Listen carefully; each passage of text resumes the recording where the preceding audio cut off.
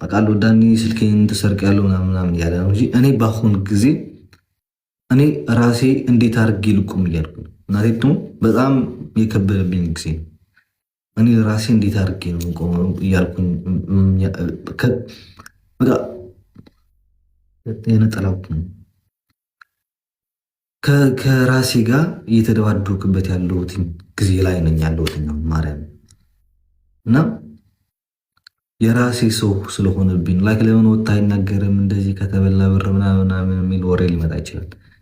ግን የራሴ የምላቸው ሰዎች ስለሆኑ ብናገር ባልናገር ጥቅሙ ባዶ እና አሁን እኔ ባለሁበት ነገር እኔ ለራሴ ማለት ነው ፈጣሪ መስገን ከሰው ብራት ምናምን አልፈልግም፣ ግን የሚያግዘኝ ለራሱ ፈልጋለሁ። ማርያም አልፈልግም፣ ማንንም ብር አልፈልግም፣ ግን እኔ ለራሱ አሁን በጣም የከበደብኝ ጊዜ ነው።